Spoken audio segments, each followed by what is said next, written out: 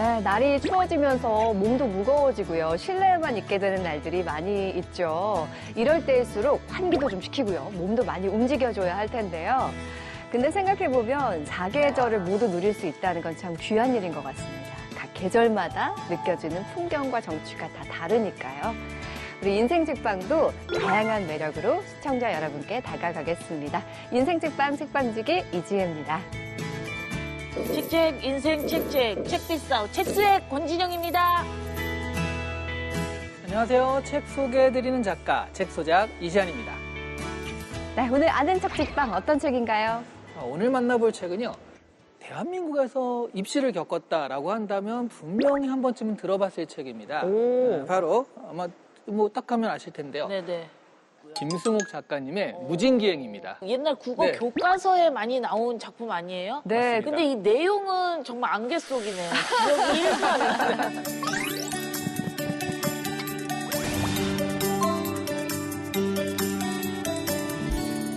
김승옥 작가님 하면은 정말 한국 그 문학계의 네. 한 획을 그은 작가님이시잖아요. 60년대 문학계를 대표했다, 풍미했다라는 표현이 딱 맞을 정도고요. 대표작으로는 무진기행뿐만 아니라 한 번쯤 이름을 들어보셨을 그 제1회 이상문학상을 받은 작품 그 서울의 달빛 영장이라는 것도 있고요. 서울 1964년 겨울이라는 작품도 있습니다. 너무 이게 알려진 문학 작품이어서 근데 네. 내용이 안개 속이라니까 빨리 얘기해요. 내비게이션 빨리 켜야겠다. 야. 알겠습니다. 네. 그러면 일단 첫 번째 네, 아는 네. 척 포인트로 줄거리를 좀 알려드리도록 할게요. 네.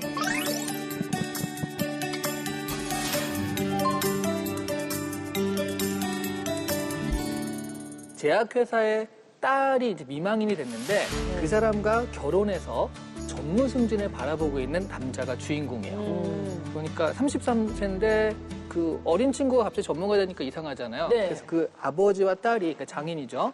주주총회 할 동안 그 고향으로 좀 가 있으라고. 그래서 이제 고향이 무진에 가 있게 되면서 이야기가 시작이 됩니다. 지금 제약회사에서 전무를 바라보고 있으니까 성공한 측이라서 뭐 후배도 찾아오고 세무서장하고도 이제 교류를 합니다. 그래서 무진의 세무서장 집에 가가지고 노는데 거기서 그 무진 동네에 음악 선생으로 내려온 하인숙이라는 여성을 만나게 돼요. 그리고 그날 밤에 같이 귀가하다가 다음 날 이제 같이 놀러 가기로 하죠. 아니, 그래도 돼요? 그러니까요. 자연스럽게 또 거기 가서 잠자리를 같이 하는. 어머. 아, 60년대예요. 60년대 이럴 수가 와, 있어요. 어떻게 이럴 수가 있어. 집에 돌아오니까 네. 주주총회에 맞춰서 급하게 서울로 오라는 그 전보가 와 있습니다. 어머. 아, 그래서 현실이네요. 네네 주인공이 하인숙한테 연락을 할까 하다가 못하고 언젠가는 반드시 서울로 데려갈 것이다라는 편지를 썼다가 찢어버리고 아하. 무진을 떠나는 거예요. 그러면서 심한 부끄러움을 느꼈다 하면서 이야기가 끝납니다. 아, 못났다, 못났다. 부끄러움을 느꼈대잖아. 근데 느끼면 뭐하냐고. 일단 출세도 했고 돈도 네. 있고 네. 아내도 있는 양반이 네. 아니 처음 본 여자랑 약속까지 하고 지키지도 네, 못할 네. 약속을 하고 일탈을 했잖아요. 그래서- 이러면 안 되지. 그래서 이 주인공을 보면 정말 네. 출세에 대한 욕망도 있고 속물근성도 있고 게다가 허세도 있어요. 내가 너를 꼭 서울로 데려가겠다 뭐 이런 식으로. 아. 그런데 또 한편으로는 예전에 순수했던 자아를 좀 그리워하기도 하고 네. 자신의 모습에 약간이라도 부끄러움을 느끼는 사람이잖아요. 그런 이중적인 모습이 있는 주인공인 그러네요. 거죠. 근데 여기 제목부터 무진이잖아요. 네. 무진 하면 뭔가 이렇게 안개 속 이런 게 떠올라요. 안개 무자에 우리 항구할 때 나루터 할 때 진이거든요. 그러니까 안개가 늘껴있는 항구다. 그런 게 이제 무진이에요. 실제로 있어요. 실제로는 없습니다. 작가가 무진에 대해서 표현한 문장이 있는데요. 무진에 명산물이 없는 게 아니다. 그것은 안개다. 아침에 잠자리에서 일어나서 밖으로 나오면 밤사이에 진주해온 적군들처럼 안개가 무진을 삥 둘러싸고 있는 것이었다. 무진을 둘러싸고 있던 산들도 안개에 의하여 보이지 않는 먼 곳으로 유배당해버리고 없었다. 안개는 마치 이승에 한이 있어서 매일 밤 찾아오는 여기가 뿜어내놓은 익힌과 같았다. 정말 무진의 정말 대한민국 어딘가에서 그 안개가 낀 도시가 있을 것 같은 그런 그러니까. 묘사를 하거든요. 뿌연 안개 속이 확 그려지네요. 네. 그럼 이 무지는 상상 속이라고 했는데 어떤 걸 상징해요?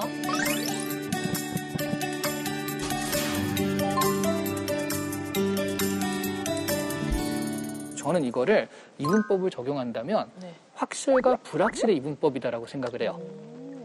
모든 게 확실한 서울. 그러니까 가면은 성공 가도가 있죠. 네. 그냥 제약회사 하라는 대로 하면은 거기서 또 이사가 되고 나중에 그 대표도 될 거고요. 그런데 무지는 그 반대. 불확실하고 모든 것이 정해져 있지 않은. 그러니까 청년 시절이 박제되어 있는 곳이 그 무진이거든요. 그러니까 그런 기약 없는 약속도 있고 청춘의 불안정함 뭐 이런 것도 여전히 남아있는 게 무진이고요. 근데 여기 왜 왔냐? 그러니까 나이만 좀 있었지 사실은 그런 청년의 어떤 불안정성을 갖고 있었는데 여기 와서 그런 것들을 탁탁 털어버리고 이제 어른이 되는 성인식으로서 이 무진에 왔다가 털어버리고 가는 그런 느낌이었던 거거든요. 근데 한번 생각해보면 우리 모두가 다 어른이 되는 과정을 거쳤잖아요. 네. 뭐 현실과 이상 속에서 방황하다가 일탈도 한번 꿈꿔봤다가 결국은 다시 현실을 선택하게 되는 게 이 주인공만의 이야기는 아니라는 생각이 좀 들기도 하는데요. 앞서 말했지만 김승옥 작가 한 획을 그은 작가잖아요. 이분은 어떤 분인지 궁금해요.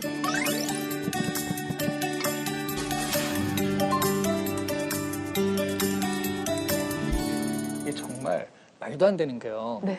이 작품을 23살에 썼어요. 23살이에요? 한 50 넘어야지 이런 생각을 할 수 있지 않을까 싶은데. 그 50 넘어도 아무나 쓸 수 있는 게 아니잖아요. 50 넘지. 아니, 미안합니다, 예. 아, 이 사람이 진짜. 23살 나이에 네, 네. 이걸 썼고, 그때 당시에 어떤 무거웠던 사회상, 시대상 이런 것들을 다 반영하면서도 개인의 변화를 다룬 그런 현대성을 구현한 작품으로 그때 당시 한국에 없던 작품이었거든요. 그런데 이거를 23살 청년이 썼다. 와. 거의 천재적이라고 할 수 있었죠. 이 사람에 대한 평가를 좀 보면요. 네. 김훈 작가의 산문집 그 라면을 끓이며에 등장을 하거든요. 김훈 작가의 아버님이 무협소설 작가셨대요. 그 아버님이 이제 활동하셨을 때 청년 작가로 김승옥 작가가 등장을 한 거예요. 오. 그 문인 친구들이 집에 모여서 술을 마시면서 김승옥에 대해서 밤새 이야기를 하다가 새벽에 아버지가 이제 우리들 시대는 갔다. 와. 고래고래 소리를 질렀다는 그런 일화가 나옵니다. 혜성처럼 등장했군요. 그렇죠. 그리고 또 지금 돌아가신 이어령 선생님과 얽힌 일화도 있는데요. 네. 작품을 너무너무 안 썼다는 거죠. 천재의 여유 같은 약간 건가요? 그런 느낌도 있었어요. 그래서 이어령 선생님이 이 재능을 썩히기 아깝다 해서 김수옥 작가를 잡아다가 호텔방에 가둬놓고 써라. 써라. 한번 도망갔습니다. 그래서 다시 가둬놓고 또 써라 한 다음에 이번엔 도망갈까봐 옆방에서 지키고 앉아가지고 어머나. 쓰게 했는데 그게 서울의 달빛 영장이라는 작품이 나온 거예요.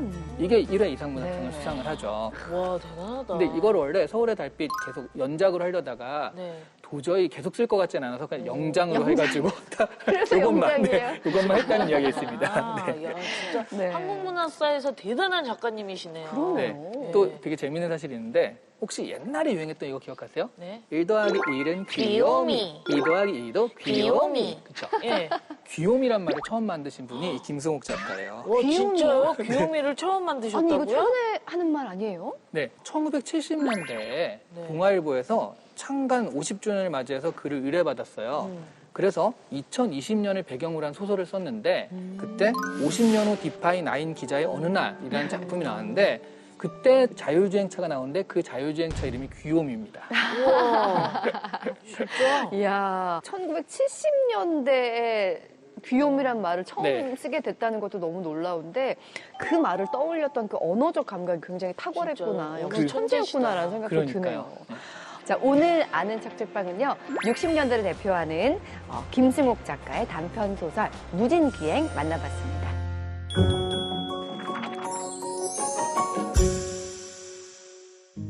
자, 책과 인생 이야기 함께하는 인생책방. 오늘 모신 주인공은요, 경제학자면서 예산 관련 부처에서 30년 넘게 공직 생활을 하신 분입니다. 자, 국회에서 모두가 인정하는 경제 재정 전문가 국민의힘 류성걸 의원님 나오셨습니다. 어서 오세요. 예, 안녕하세요.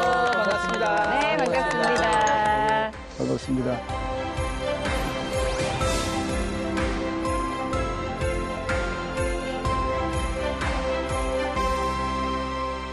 근데 연말이다 보니까 워낙에 또 지역구 일도 바쁘시잖아요. 예. 네. 지역구는 뭐 연말이면은 더 바쁘죠. 더 바쁜데 평소에도 저희들은 지역구 국회의원님들 뭐 저뿐만 아니라 다른 분들도 다 마찬가지일 겁니다.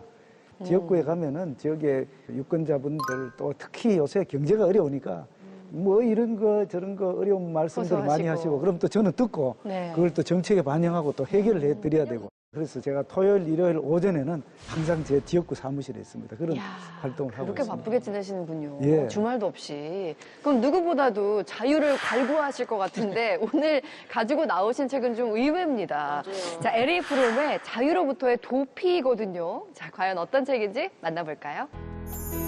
인류가 투쟁 끝에 얻은 자유. 그토록 원하던 자유를 얻어놓고 왜 사람들은 다시 자유로부터 도피하려고 할까? 정신분석학자이자 사회심리학자인 에리 프롬의 대표작 자유로부터의 도피. 이 책은 중세사회의 붕괴로 생겨난 인간의 불안이라는 현상을 분석했는데요. 자유는 독립성과 합리성을 가져다준 한편 개인을 고립시키고 불안함을 증가시켰습니다. 자유를 감당하지 못하고 복종할 것인지 한 단계 성장한 적극적 자유를 추구할 것인지 그 선택은 우리의 몫입니다.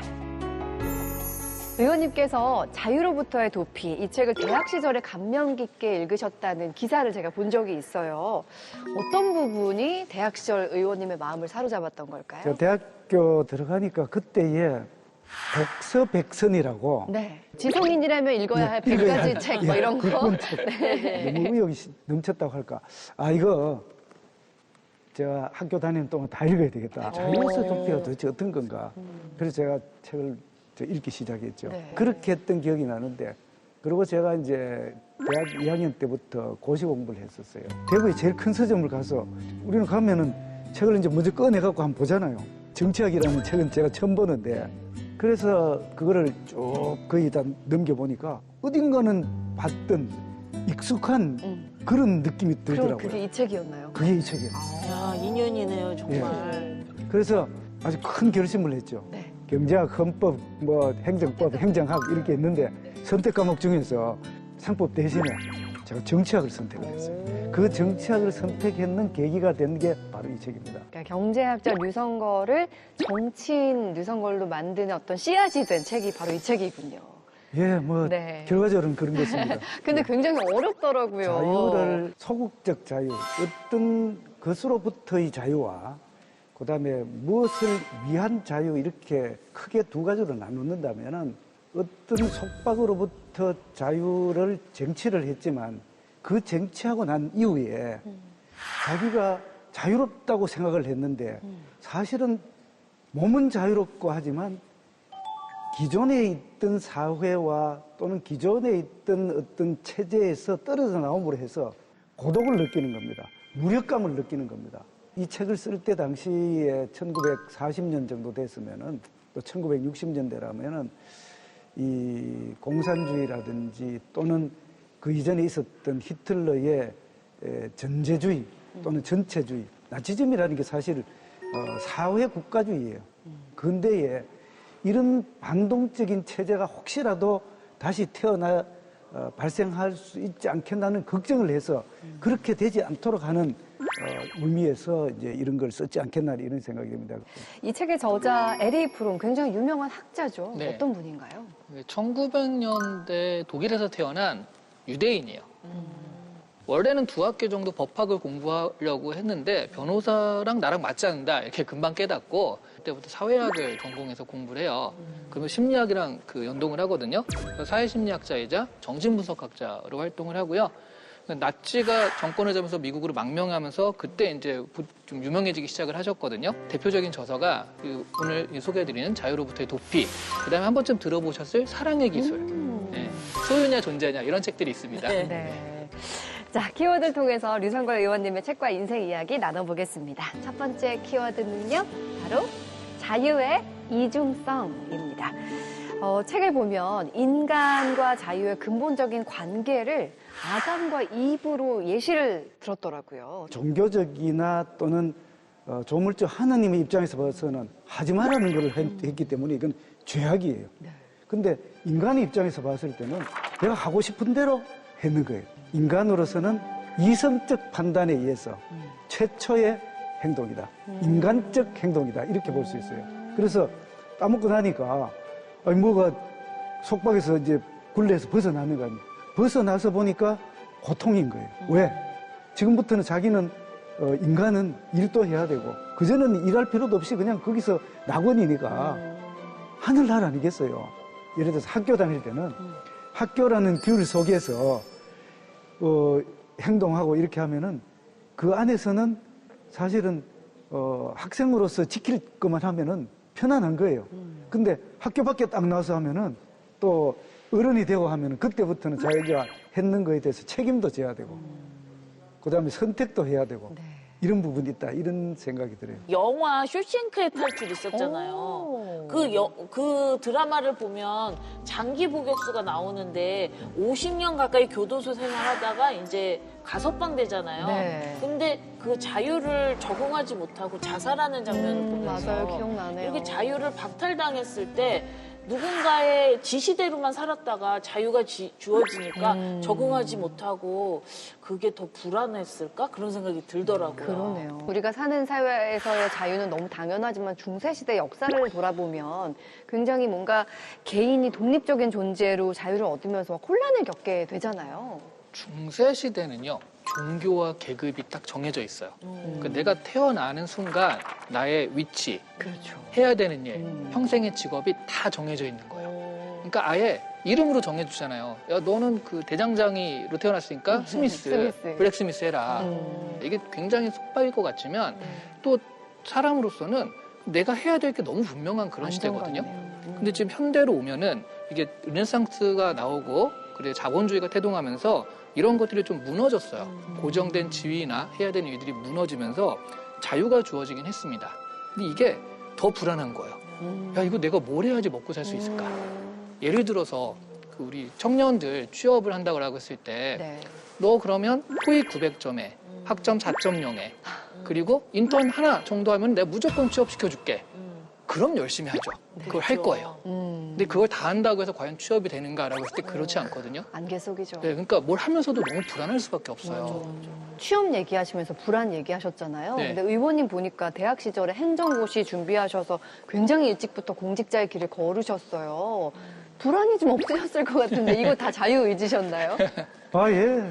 제가 이제 대학 2학년 때부터 고시 공부를 했는데. 2학년 때부터요. 예. 그래서 했는데 바로 위에 형님이 그때 이제 고시 공부를 하다가 참 진짜 저보다 실력도 있고 한데 열심히 했는데도 불구하고 오래 하셔서 그럼 나도 한번 해봐야 되겠다. 이런 생각과 내가 공부하고 있는 이 경제학을 우리 국가를 위해서 좀 이렇게 해보는 게 좋겠다는 그런 두 가지의 생각이 들어서 또 부모님께도 말씀을 드렸고 네.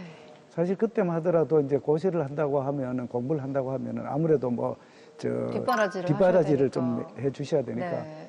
그렇게 해서 이제 시작을 했어요. 순전히 제 자유의지에 따라서 했는 겁니다. 예. 그 공직에 있을 때도 바쁘시고 지금 너무 바쁘신데 그 가족들 원성이 좀 많았지 않았을까 하는 생각이 들어요. 혹시 그 아버지나 또 남편으로서 스스로에게 점수를 매긴다면 몇 점이라고 하실 수 있을까요?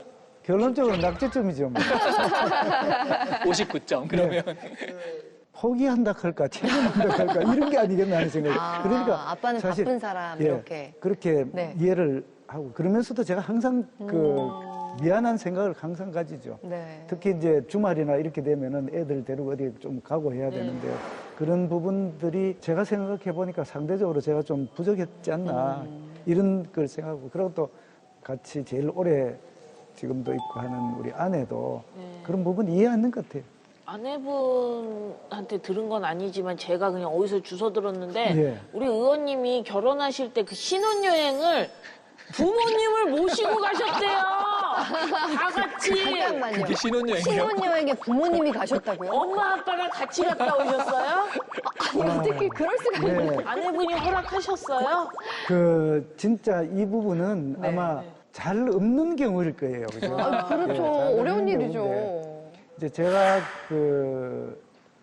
부모님 모시고 네. 신혼여행 다녀봤습니다. 우와. 근데 아내분도 동의하신 거예요? 그렇죠. 오. 그게 안 그러면 제가 지금 여기 앉아 있겠습니까? 그런데 사실 그때 결혼을 하고 바로 미국 유학을 가게 그때는 유학이라고 했는데 공무원 장기 해외 훈련이었습니다. 네. 그러니까 이제 저는 갈 때에 벌써 2년을 하고 거기에서 박사 과정을 해야 되겠다 이렇게 했기 때문에 최소한 4년 5년이에요. 그러면은 부모님이 참 제가 생각하기로는 두 분이서 이렇게 여행 다니신 적이 없었던 것 같아요.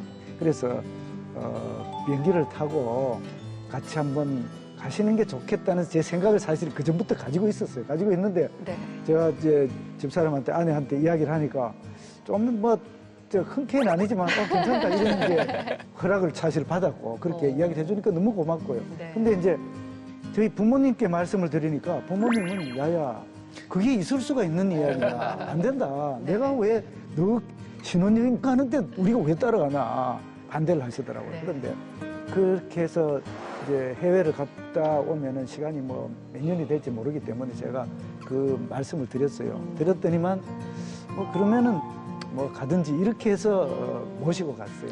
신혼여행 예. 겸 효도여행으로. 아, 예. 부모님은 정말 잊을 수가 없는 시간이셨을 것 같아요. 지금도 저는 그거 너무 고맙게 생각하고요. 네네. 항상 고맙게 부모님. 생각합니다. 예. 카메라 보고 아내분께 한마디 하세요, 진짜. 아, 여보, 너무 고마워요. 그때 그렇게 허락을 해줘서 너무 고마워요. 예. 사랑해요, 사랑해요. 사랑해요.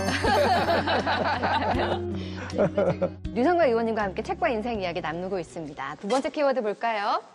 자유로부터의 도피 유형입니다. 자유로부터의 도피 유형을 말씀드리기 전에 인간의 본성에 대한 거를 먼저 좀 제가 잠깐만 말씀을 드릴게요.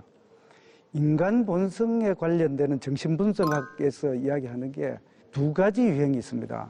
이제 보통 그 세디스트 또는 세디즘, 세디스틱 이렇게 얘기를 하는데 가학적인 그런 성격이 있고 그게 다른 사람을 지배하고 다른 사람을 이렇게 고통스럽게 해서 쾌감을 얻는 그런 성격이 있다는 거예요.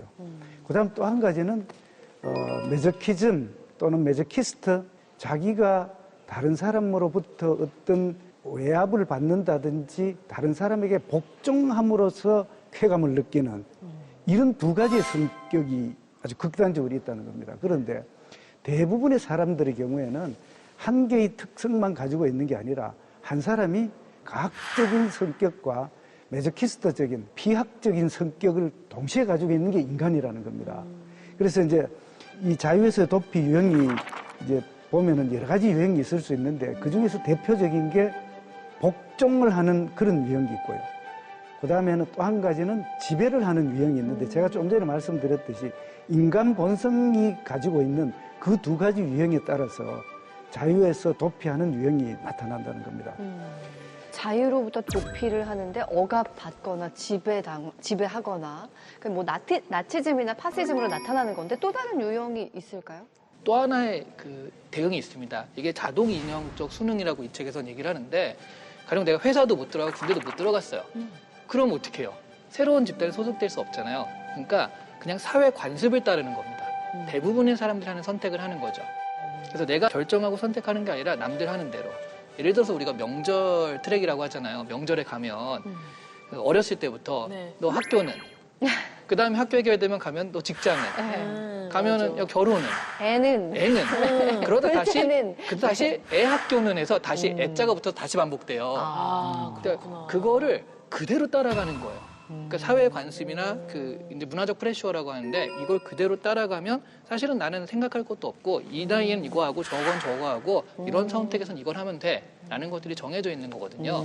그래서 그냥 관습을 따르는데 다른 사람과 내가 똑같은 거거든요. 그 불안은 느끼지 않지만 대신 개성이라는 건 상실이 되는 그런 상황인 거죠. 이런 수능들 굉장히 우리 삶에서 많이 일상생활에서 경험하는 것 같아요. 그러면 네. 하다못해 그 SNS 보면은 이 오픈런 맛집입니다 이러면은 가봐야 되잖아요. 근데 갔는데 맛집이라고 했는데 별로 맛이 없어. 그래도 그냥 맛 없다고 내색은 못 하겠어. 다들 하는 거니까 그냥 그러는가 보다. 그냥 그러고 따라가잖아요. 네. 사실 우리 현대인이 자아가 형성이 됐다면은 다른 사람 이야기도 듣지만 자기의 주장을 하게 되는데 아까 말씀하신 대로 맛집 같은 데서는 네. 맛이 뭐든겠죠. 근데 맛이 없을 수도 있어요. 개인에 따라서는. 그래, 그런데 별로 맛이 없다라고 이야기하면은 배제가 될 수 있는 겁니다. 다른 사람으로부터 분리 배제되는 것을 두려워하는 거예요. 그래서 특히 이제 정치에서의 특징 중에 한 개가 이거는 앞으로 이제 어떻게 돼야 될지 우리도 같이 한번 생각을 해봐야 되는데 다른 사람의 의견이 마치 내 의견인 양 말하는 경우가 많아요. 이런 유형은 확실히 의원님은 아니신 것 같아요. 왜냐하면 남의 얘기 안 듣고 자기만의 어떤 굉장히 적극적인 의지로 삶을 개척해 오셨다는 생각이 좀 들거든요. 아까 말씀을 드렸지만 하나하나 이루신 어떤 궤적들을 보면 명문고등학교 들어가시고 또 행정고시 막 2학년 때부터 준비해서 합격하시고 근데 공직 업무로 굉장히 바쁜 와중에도 거기에 머무르지 않고 유학을 가서 와. 학위를 3개나 따오셨어요. 의원님 여기 제 모르는 벽이 있어. 완벽 너무 완벽해요. 저도 그때에 아주 그 운이 좋고 공무원 장기 해외 교육 훈련을 갈 기회가 있었어요. 그래서 그때는 2년을 이렇게 갈 수 있었는데 2년 가고 나면은 그때 당시에는 사표를 냈어야 돼요. 진짜요? 그때는 사표를 받았어요. 네. 근데 그때 운 좋게 두 번째로 사표를 내지 않아도 되는 그 해가 됐어요. 그런데 조건이 있었습니다. 첫 번째, 장학금을 받아야 안전한 장학금을 받아야 된다. 네. 두 번째, 더 중요한 거는 그 대학으로부터 스타이펜드라고 하는데 모든 생활비를 받아야 된다. 두 가지 조건이 어려운데요, 있어요. 조건이? 굉장히 까다롭죠. 네. 그래서 제가 거기에서 추가적으로 한 3년을 더 있었어요. 그러면서 이제 행정학 석사를 하고 경제학 석사를 하고 이제 경제학 박사를 네. 하다 보니까 그렇게 이제 되는 겁니다. 그러면 의원님 그 어린 시절 때 어떠셨는지 궁금한데 많이 독립적이셨어요? 굉장히 어려우셨다고 들었어요. 경제적으로. 근데 제가 아주 어릴 때는 저희 집이 부자였어요. 집에서 밥 먹을 수 있고 또 같이 이렇게 일하는 분들하고 이렇게 나눠 먹을 수 있을 정도가 됐는데 이제 제가 초등학교 때 또 우리 그 위에 형님들 누님들이 대구로 이제 이사를 나오게 됐어요. 그렇게 시골에서 있는 그런 재산하고 또 도시에서 가지고 있는 재산 또 이런 게 다르지 않겠습니까? 그러다 보니까 우리 자식들 교육 때문에 네. 집에 뭐 논밭 전지 많이 팔아서 그렇게 했죠. 그러다 보니까 제가 도시로 나오고 대구로 나오고 난 뒤부터 좀 많이 어려웠어요. 7남매셨다고. 예, 7남매 저는 끝에서 둘째예요. 오, 그래요? 7남매 뒷바라지 하느라 부모님도 아, 엄청 그런 말입니다. 고생하셨겠어요. 지금도 뭐 제가 이제 전통시장이나 또는 상가 이런 데 많이 가고 합니다만 뭐 그때는 따로 점포가 있었는 게 아니라 이제 노점상 이런 형태로 시장에서 이렇게 해서 저도 이제 도와도 드리고 또 저도 또 그 방학 동안에 이 조그만하게 그 자판 이렇게 하고 문기장선도 한번 해보겠어요. 지금도 네. 그 생각해 보니까 두 번째, 네 번째 토요일 날은 민원의 날 행사를 하는데 매주 토요일 또는 일요일 날 또는 토요일과 일요일 날 제가 아침 새벽에 아침 운동을 다닙니다. 제가 어릴 때 중학교 때에 신문 배달을 했었어요. 이렇게 해갖고 신문 배달을 했는데 그렇게 그게 아마 아침에 일찍 일어나고 다녔는데 또 그 영향을 미쳤지 않겠느냐. 워낙에 그렇습니다. 부지런한 성품이셨네요. 열심히 다녔어요. 예. 네. 아니 근데 말씀 듣다 보니까 지금도 워커홀리시고 그 어린 날에도 그렇게 열심히 사셨어요. 쉴 시간을 좀 드려야 될 것 같습니다. 아우 그러니까 권진영이 휴게소 시간 준비했습니다, 의원님. 아, 그러세요? 네. 아유, 예. 의원님 센스 점수를 좀 확인해보고 아, 싶어가지고 그래요? 예. 지금부터 제가 질문을 드리면 예. 5자로 대답을 해주시면 됩니다. 준비되셨죠? 5자로요? 예. 왜 또 5자입니까? 5자가 좋아, 의원님. 네, 그래요? 첫 번째 질문 드릴게요. 고치고 싶은 단점이 혹시 있을까요? 아, 단점이 많죠. 단점 없는 사람이 어디 있겠습니까? 5글자로. 단점이 많다. 단점이 없다, 그냥 보기만 하면. 아니요, 단점 없는 사람은 사람이 아니죠. 네. 그래요? 가정에 좀 덜 충실하다는 그런 생각을 항상 가져요. 그래서 지금도 제가 이래 보면은 저 집사람 저 아내하고도 좀 더 다정하게 이제 뭐 애들은 좀 더 다 커서 이제 그렇게 되니까 그런데 그런 부분들이 있어서 좀 가정적이었으면 좋았지 않겠느냐. 지금부터라도 그렇게 한번 해볼게요. 네. 지금부터 가정적이기로 약속하셨어요. 네, 다음 문제 드리겠습니다. 휴대전화 배경은 무엇인가요? 오, 궁금한데요? 오자 토크예요. 휴대전화 배경 보여주시겠어요? 특별히 없어요. 5글자로 하실 시간도 없을 그래, 것 같고 너무 예쁘게 꾸미고 뭐 네. 사진 붙이고 이런 거 하실 시간도 없죠. 네. 그냥 이래요, 그냥. 아, 네. 기본하면 기본하면. 보러라. 네. 그러면 다음 질문 예. 드리겠습니다. 노래방 최애곡 혹시 있으실까요? 뭐 이렇게 이야기 드리면은 허풍이라 할지 모르지만 메들리로 해갖고 몇 곡씩 부르고 있는데. 야. 메들리 좋아. 예. 네. 근데 제가 지난번에 이제 좀 그 시간적 여유가 있을 때에 우리 동네에 네. 그 주민자치센터의 네. 프로그램이 아주 다양합니다. 그 요가도 가서 같이 네, 하고요. 네, 네. 그다음에 노래교실, 오, 노래교실도 가서 하고. 노래도 부르시고요, 가서. 아, 그럼요. 그럼 지금 들어야죠. 짜시고. 갑자기 노래 노래를 못하면 시집을 못 가요. 근데 이제 제가 저 고향이 안동이라서 네. 안동역에서를 오. 가끔씩 부르거든요. 오, 그런데 이제 맞아요. 제가 그렇게 하니까 아니 지역구가 동대구가 중심이 있는 그 지역구인데 동대구역에서를 해야 되지 왜 안동역에서 하느냐고 이렇게 하는데 아니, 준비하신 것 같아요. 안동역에서 5글자입니다. 아, 네, 안동역에서. 음정박자가 다 틀렸거든요. 아, 저희가 평가해 보겠습니다. 네. 한 소절. 저희 시. 쉬어가는 시간이거든요. 네. 근데 이제 한 가지 집에서 노래 인지 안 하시는 분이 여기 하시네. 한 소절. 한 소절만 살짝. 한 네. 소절. 처음에 뭐로 시작하는지 모르겠네. 안동역에서. 바람에 날려버린 허무한 맹세였나 첫눈이 내리는 날 됐습니다. 여기까지 하겠습니다. 아, 구성지네요. 네. 근데 의원님 생각보다 꺾기를 잘하시네요. 아, 그래요? 내리는 날? 뭐 이렇게 꺾기를 잘하십니다. 마지막 질문 드리겠습니다. 올 한 해를 보내면서 후회되는 일이 있다면 어떤 게 있으실까요? 자, 5글자입니다. 방금 노래한 거. 잘 쳤다. 그 노래.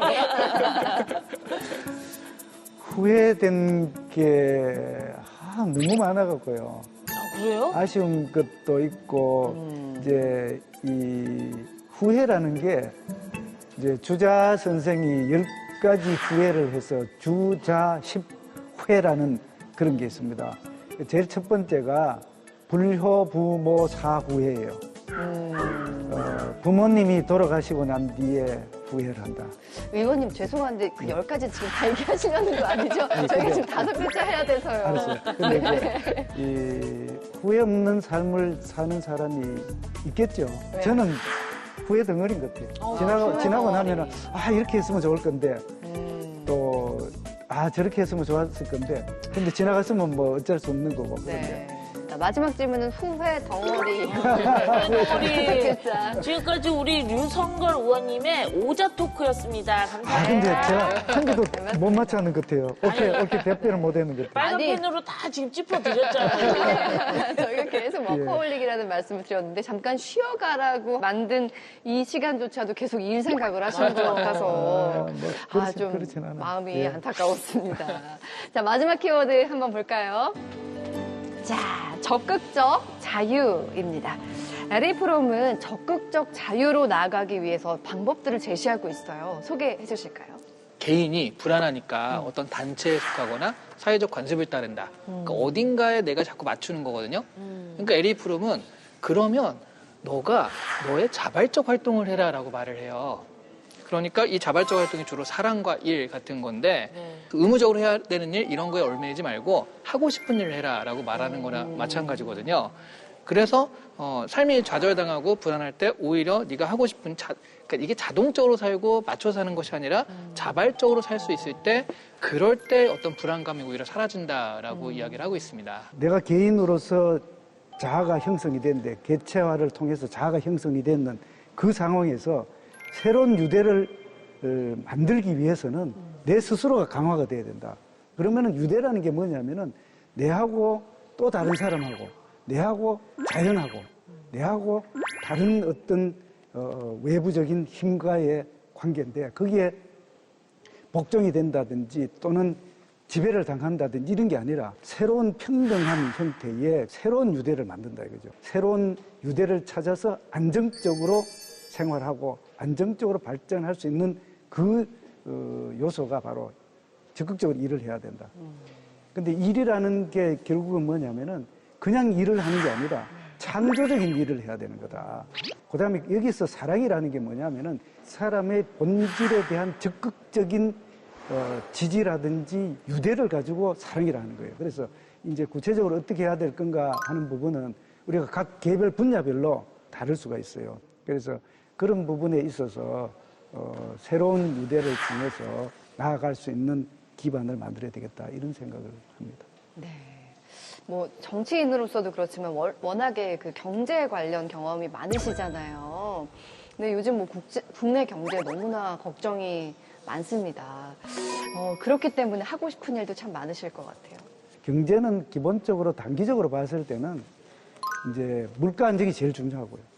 그다음에 고용 안정이 그다음이고, 그다음에 국제 수지라든지 환율, 국제 무역 관련돼서 안정시켜야 되는 이제 단기적으로는 이렇게 되고요. 그렇게 단기적으로 안정시켜서 국민들이 편안한 생활을 할 수 있도록 해야 되는 부분인데, 그러면 현장만 유지해서는 안 되니까 성장을 해야 되는 겁니다. 그래서 성장을 하려면 성장 동력에 관련되는 사항을 뭐 자본 축적도 해야 되고 새로운 생산성을 높일 수 있는 기술 이런 게 굉장히 중요한 게 아닌가. 그래서 우리 경제가 안정적으로 성장할 수 있는 그런 기반이 계속 만들어졌으면 좋겠다는 그런 생각을 합니다. 네, 의원님께서 인생책으로 에리 프롬의 자유로부터의 도피를 추천해 주셨는데 이 책을 통해서 전하고 싶은 메시지가 있다면 어떤 걸까요? 현대사회가 워낙 개인은 전부 다 도구화가 되고 톱니바퀴가 되고 그다음 하나의 하찮은 존재가 되다 보니까 어디에 나치즘이라든지 파시즘처럼 반동적인 어떤 체제가 나타날 수 있지 않겠나는 것을 여기 조금 이제 암묵적으로 걱정을 하는 부분이 있습니다. 그렇게 나타나지 않도록 사회가 좀 관심을 가져야 되지 않겠느냐는 이런 그 암묵적 그 의미가 들어있다는 생각입니다. 그래서 우리 정치도 한쪽 한 개만 볼 게 아니라 다양성을 가지고 많은 사람의 의견을 가지고 다 같이 함께 생활의 질을 높일 수 있는 그런 형태로 갔으면 좋겠다는 말씀을 드립니다. 네. 지영 씨 오늘 의원님 만나본 소감 어떠셨어요? 의원님은 너무 다가갈 수 없을 만큼 완벽하신 분이어가지고 예, 우리 국민들이 우리 의원님한테 많은 기대를 걸어보고 싶다는 그런 말씀을 대표로 드리고 싶네요, 의원님. 아유, 너무 과찬의 말씀입니다. 의원님 화이팅 하십시오. 예, 고맙습니다. 감사합니다. 네, 이한 작가님 간단한 추천평 부탁드립니다. 이 책이 지금부터 한 80여 년 전 책인데 읽어보면 나한테 하는 말 같아요. 그 현대인들의 불안에 대해서 이 불안이 왜 생겼고 어떤 과정이 있다 이런 것들을 좀 알려주는 책이니까 불안의 정체에 대해서 우리가 이해를 하면은 그 정체를 알고 있기 때문에 그걸 다스릴 가능성이 좀 생기잖아요. 네네. 옛날 책이 아니라 지금 나한테 이야기하는 책이다라는 생각으로 읽어보셔도 좋을 책입니다. 네, 의원님 마지막으로 시청자 여러분께 한 말씀 해주세요. 국회 차원에서 보면은 21대 국회 이제 마무리를 해야 될 그런 상황입니다. 우리 정치가 한 단계 업그레이드 돼서 국민을 위한 그런 정치가 되었으면 좋겠다는 말씀을 드리고 연말에 금년도 계획했던 사항들 전부 다 이루시기를 바라고 내년에는 더욱더 좋은 한 해가 되시기를 바라겠습니다. 저도 더 열심히 해서 다음에도 이 자리에 또 나올 수 있도록 그렇게 열심히 노력하도록 하겠습니다. 감사합니다. 고맙습니다. 자, 오늘 에리 프롬의 자유로부터의 도피를 통해서 자유에 대한 깊이 있는 이야기를 나눠본 것 같습니다. 연말에 차분하게 앉아서 읽어볼 만한 좋은 책 선정해 주셔서 감사드리고요. 지금까지 국민의힘 류성걸 의원님과 함께했습니다. 고맙습니다. 예, 감사합니다. 감사합니다. 고맙습니다.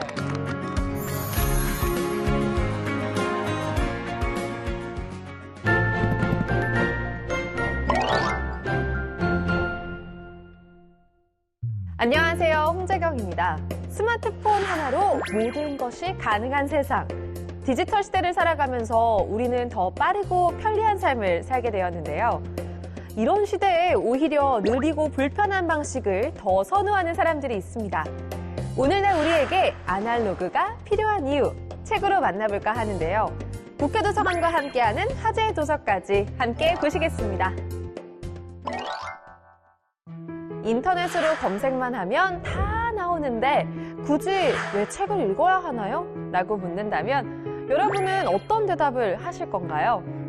오늘 소개할 첫 번째 책 읽는 인간 호모 부커스는 바로 이에 대한 대답을 담고 있는 책입니다.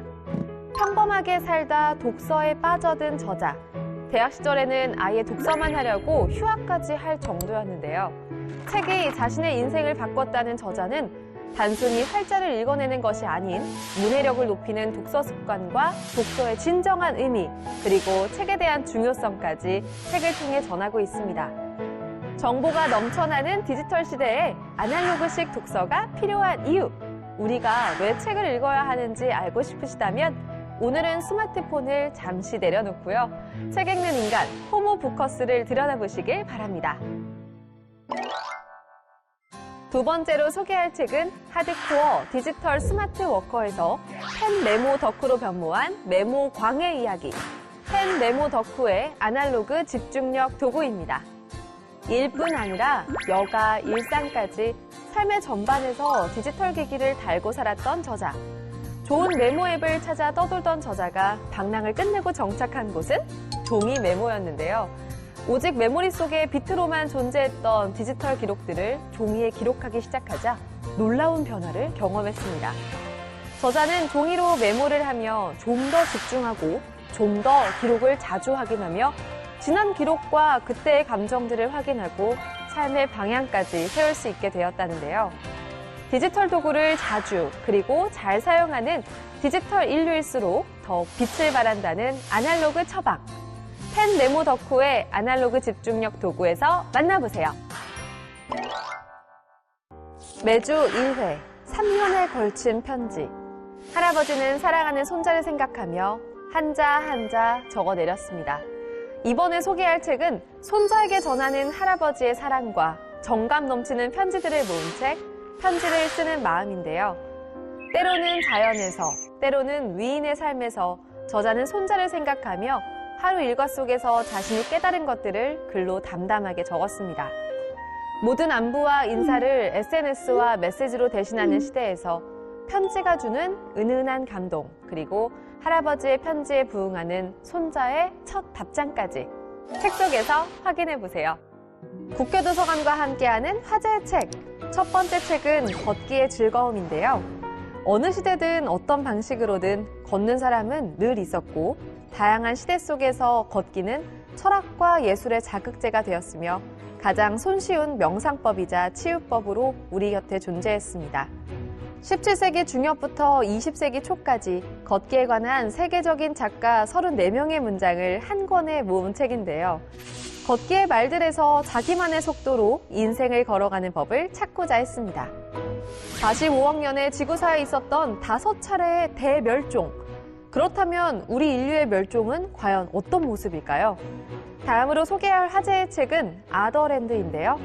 책은 5억 5천만 년을 거슬러 16개의 지질시대의 풍경을 한 권에 모아 인간의 출현부터 생명의 기원까지 번영과 멸종의 거대한 역사를 들여다보고자 했습니다. 마트 대신 숲으로 향한 약초학자, 1년간의 대실험 끝에 그녀가 결승점에서 깨달은 것은 무엇이었을까요? 마지막으로 소개할 책은 야생의 식탁인데요.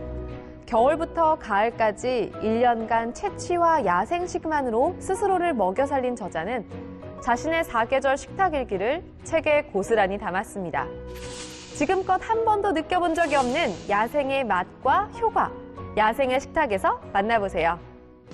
오늘 뭐 읽지? 오늘은 아날로그를 주제로 함께 해봤는데요. 오늘은 책장을 넘기며 아날로그가 가진 느림의 미학을 느껴보시기 바랍니다. 비록 느리고 불편하지만 디지털보다 훨씬 깊은 방식으로 사람을 연결하는 책의 매력. 오늘 뭐 읽지로 전해봤는데요. 여러분은 어떠셨나요? 다음 주에는 또 어떤 책으로 찾아뵐지 기대가 되는데요. 새로운 책으로 다시 찾아뵙겠습니다. 함께해 주셔서 고맙습니다.